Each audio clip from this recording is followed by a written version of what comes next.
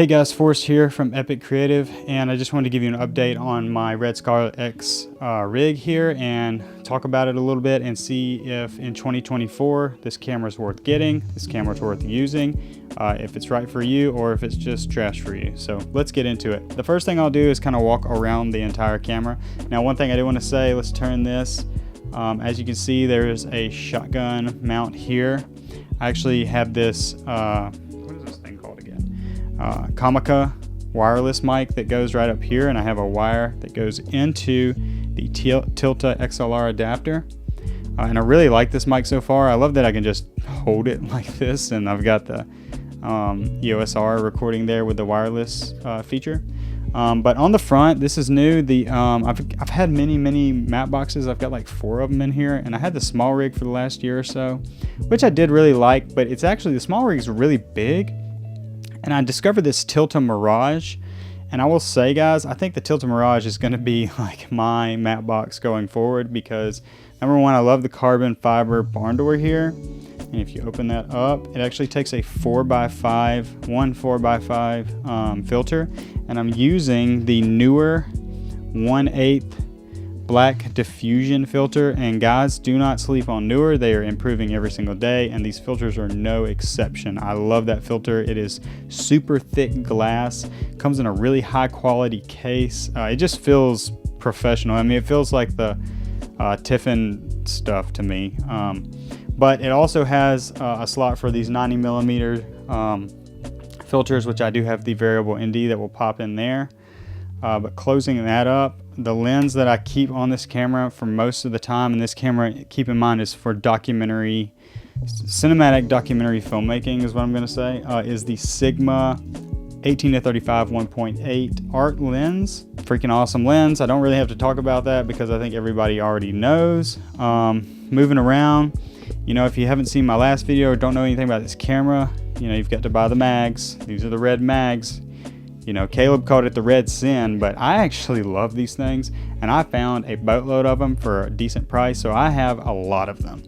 I am not hurting in the storage department, so I love the red mags. I love how hardy they are. They're kind of like a Samsung T7. I have the Red Pro monitor on top, which wires straight into the camera, allows touchscreen functions for the menus, which is just awesome. Actually gets pretty bright. I don't know the nit values or anything, but it gets really bright. I pushed it to its maximum brightness just because I am running on these gold mount batteries rather than a red volt, so I do feel comfortable just letting it be all the way bright all the time, and I still get like an hour out of these batteries.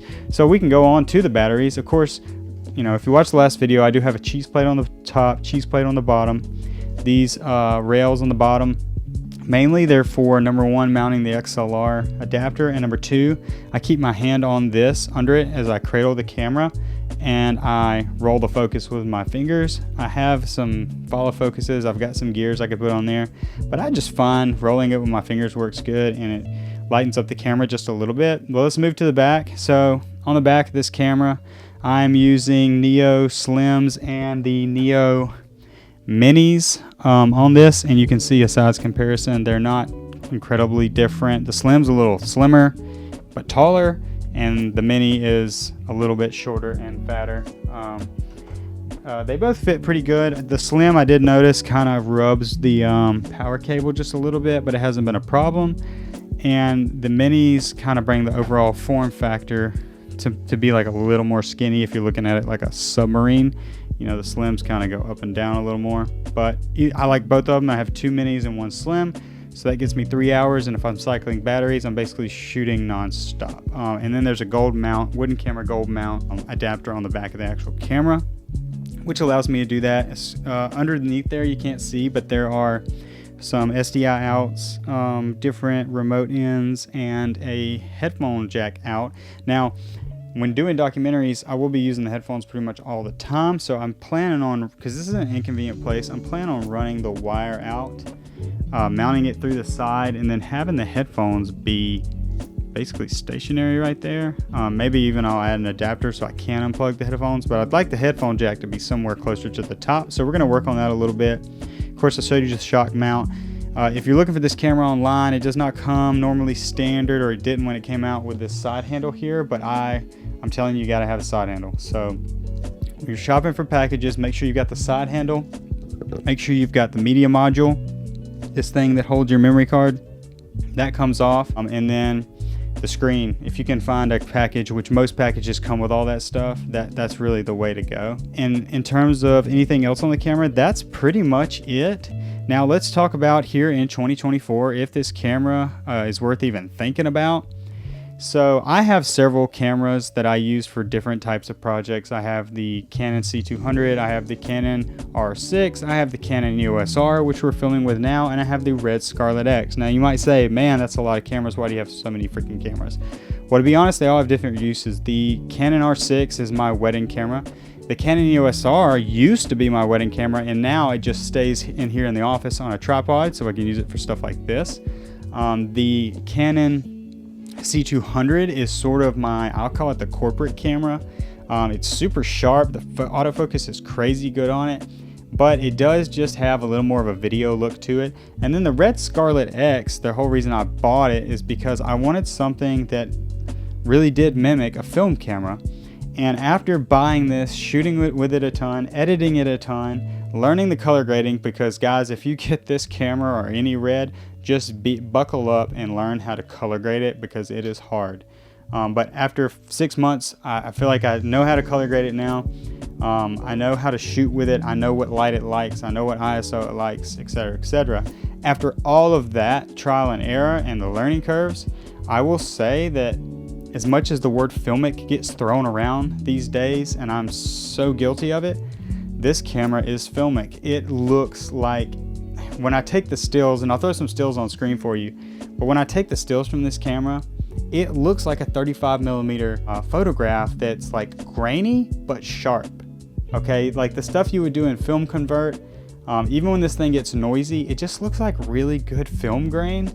And I don't know, there's just something organic about this camera, and I'm not going to be using this for if somebody needs me to do a real estate commercial, this is just not the camera for that. Okay, that's the C200 sitting over there.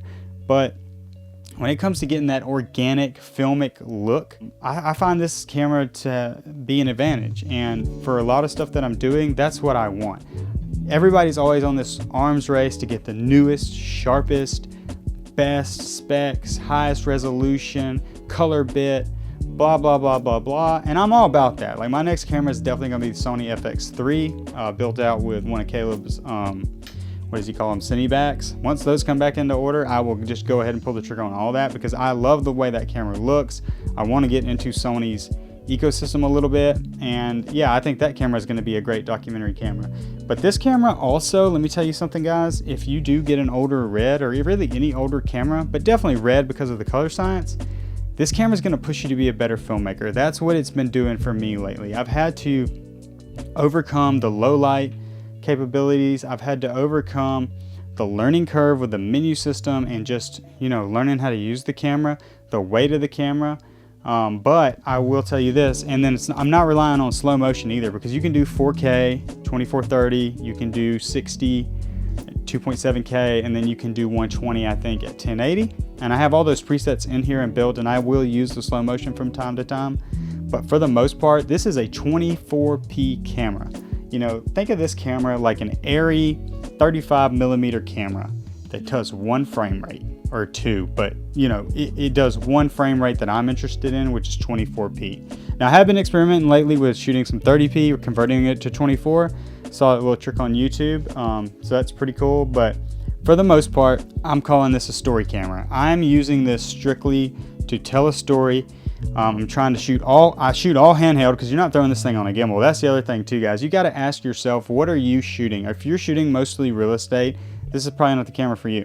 If you're shooting mostly weddings, unless you're branding your weddings as like handheld, organic, we shoot on a RED, then it's probably not for you. For my weddings, I shoot with the R6 on the Ronin S gimbal, and that's kind of the brand that I've built up with all my wedding clients. They see those videos, and that's what they want. That's why they hire me.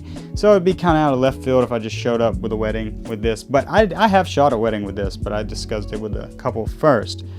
So yeah, look at what you're doing or what you want to do. The other benefit of this camera is it does get built out. I got this whole thing built out for around $3,600, and that's everything you see. That's even counting the lens. And you can find really good deals on like eBay and Mercari and even Facebook and stuff like that. So, you know, look at what you're filming. If you're looking for an organic, older, still sharp and still high quality because it's 4K, but it just has some character to it. It's almost like the camera is kind of like what all these old lenses, these vintage lenses people are picking up at flea markets. Think of that, but like the camera is doing that. And I've got a modern lens on it, and I have thrown on some of my vintage lenses and it looks good. But there's just something organic about this thing, and when they say it looks, you know, filmic, like it does look like film. It's really crazy. But yeah, really love the camera so far. It's challenging me. It is by no means like the last camera I'll ever own, and if I ever sell it, I will let you guys know. But I hope this video was helpful. I hope you got something out of it. If you did like it, please like and subscribe. Also check out the original Red Scarlet-X video I made in the description. And yeah, I'll see you guys later. Peace.